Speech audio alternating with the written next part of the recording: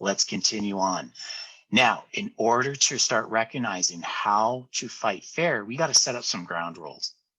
So if, as I'm talking about this, you're recognizing, oh my gosh, I'm a pursuer, or maybe you're nudging your partner beside you and you're going, oh yeah, that's you. You are such a pursuer. Got to deal with this now. Well, one thing pursuers can do to help them in recognizing that is to, first of all, back off and allow space. Okay. Back off and allow space. Okay. Remember, the runner tends to feel very overwhelmed with too much information. So we got to back off and allow space. The second thing that can be done is pursuers. If you're a pursuer, I would encourage you to consider picking no more than one or two of the most important things that need to be discussed. It's not that there aren't 10 or 20 different things that do need to be dealt with now, but chances are they're not going anywhere. Chances are they can be dealt with tomorrow. But can we deal with the most important things that do absolutely must be done with now? And let's pick those one or two things to deal with that. Now, can't just pick on all the pursuers, of course. We also need to discuss setting some ground rules with runners. If you are recognizing, I am a runner, oh my gosh, I don't want to deal with this right now. I want to deal with this later. Well, number one, runners, consider healthily isolating and process your thoughts and decisions needing to be made. See, part of the problem with running is that oftentimes it's an unhealthy form of processing or coping.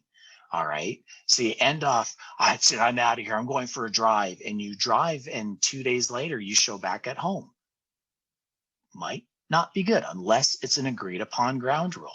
And so we want to figure out how long. Think of adrenaline, going back to that concept I talked about. Whether you're a pursuer or a runner, that adrenaline on average for the average person can be between 5 to 15 minutes long before that adrenaline that's spiked up comes down. And then all of a sudden, all right, let's deal with this. And you know that if you've ever been an individual who has maybe had a bit of a fight, and finally when everything settles down, you kind of come back and 10 minutes later, oh, I'm so tired. Oh, I'm so exhausted. That means chances are adrenaline was working in your system. And a side outcome after effect of adrenaline is that the body gets tired and weary after it has hit its spike. It comes down and you're tired. So runners, healthily isolate, okay, and process those thoughts and decisions need to be made. We'll talk more about that in just a moment. Secondly, runners, if you're recognizing you're a runner, after processing, you must come back to your partner or family members and deal with the issues, okay? Deal with the issues after processing. This leads us, I initially introduced, team pursuer, team runner. But what I'd like to do now that we have a little bit more of some winning strategies, now that we maybe recognize where you're at and how you might deal with conflict, I'd like to suggest a new set of teams, all right? Changing the team logo, changing the team name. And the first one is the team presenter now. This is what I would suggest is the healthy way to consider how to fight fair. One of you, if you're a pursuer, is consider changing your pursuing to being a presenter, versus if you're a runner, stop running and now be part of team processor. You're not running, you're just processing. You just need some time to deal with it. And then you're going to come back and deal with it now that you've had a chance to process it, however you process. So for the presenter, know your audience. Okay, the presenter knowing your audience, kind of like marketing in some regards. If I'm selling something, if I'm pitching something to you, hey, I got this great idea. If you give that person too many things, they're going to get overwhelmed. They're going to be like, wow, that's awesome. Good idea. Bye-bye. And we don't want that. Know your audience, especially if you know your audience or other person you're in conflict with If they happen to be a runner or what eventually will be a processor, then know your audience. Give them that one or two things only. Again, pick no more than one or two of the most important things that need to be presented. Once the discussion is complete, all right, I'll add here, give space, all right, let them process. And then once that conversation is done, then you can move on to the next presentation. You will lose the family feud if you present too much and overwhelm the processor. So the processor, okay, needs to process and discuss, okay? Process the presentation given by the presenter, given, and here's the key for one of the ground rules in how to fight fair, for the agreed amount of time. And then you must come back to discuss. Now, I don't know if you're a processor, what that time's going to be. Some people need processing time. They need 10 minutes to think about something. Some people, they need a solid hour. Whoa, this is a heavy thing. Okay, so we're dealing with this conflict. We're dealing with this situation. I'm going to have to think about it. But I'm now doing it in a intentionally healthy, isolated way, not an unhealthy, isolated way, but a healthy, isolated way. So maybe I do need to go to my room, take some time, maybe pray, maybe read a book, maybe call a friend, call a helpline. Maybe I need to go for a walk. Maybe I need to go for a drive and just calm down, let some of that adrenaline go and come back, whatever that agreed upon time is. Maybe it's 20 minutes, maybe it's an hour. That's to be discussed between you and your family members, whatever the situation is. So that way you are having something that you do have time to process, but you don't have that excuse anymore to run.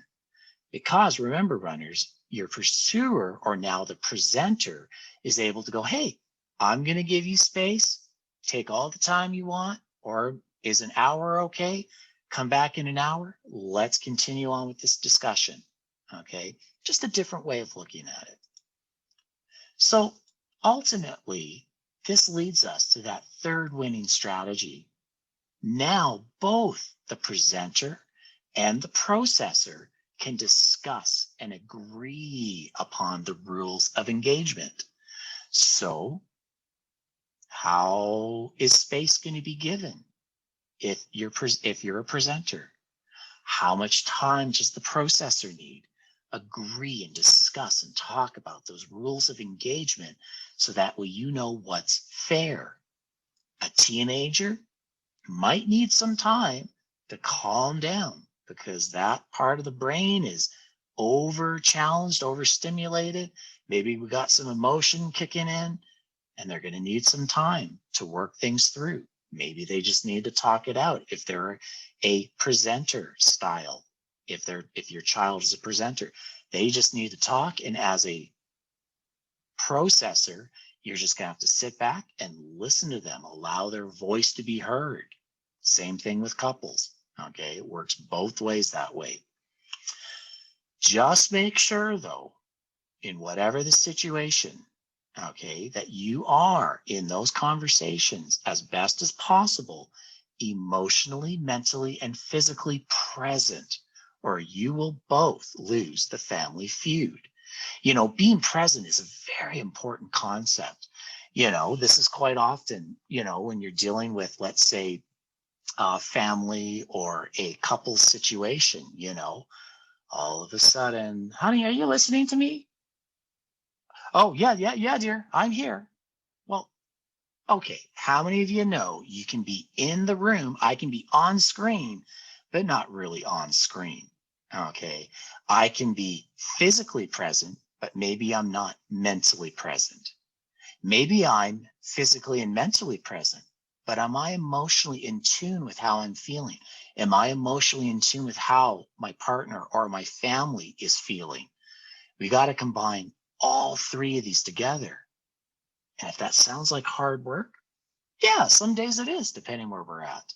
But that's okay. At least we know. And now we can take responsibility for our actions, whether we are a presenter or a processor, and be able to work with what we have and what God has given us as our personality types, as our, as our presenter or our processor type or style, whatever we're doing.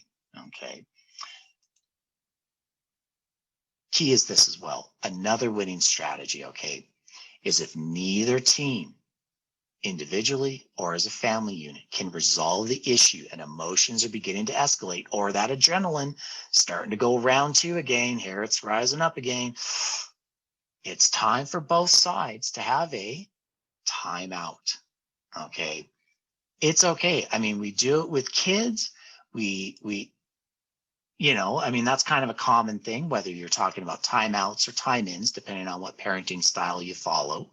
But I also encourage adults, hey, timeouts are not just for kids. They are for us as parents, because I need maybe 5-10 minutes to calm down. So I'm not freaking out and saying something or doing something that I regret later on.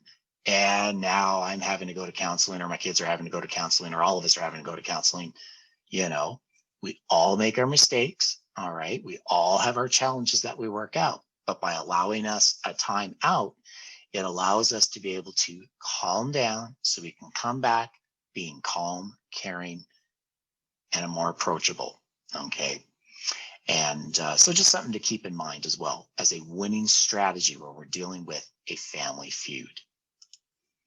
Some final thoughts I just kind of wanted to wrap up with before we kind of open things up for questions and stuff is, imagine if we all learned to practice how to fight fair right now. The group of us here, if we can start applying, start considering some of these principles, even though they're very basic beginning principles, imagine how our families could maybe start to function, to flow, to at least have some more hope within it. How might that make a difference in your family's and my family's life and personal well-being as well? Being able to go, oh, I made a mistake, but at least now I know where I made my mistake, how I made my mistake, and now I can make proper amends or apologize or forgiveness to where I made that mistake. And that is a good thing. Okay. Because now, rather than it happening every single day for the next 5-10 years, now maybe I can start decreasing it to once in a while, to once a week, to once a month, to never, to all of a sudden that family now being a healthy whole unit that, yeah, is going to have its feuds, but is being done fighting fairly with ground rules in place. If space is needed, if timeouts are needed, if time is needed to process, or if there are maybe actually 5-10 things that need to be dealt with, can we spread it out a little bit? Okay. So that being said, I just wanted to open things up to see if there were any questions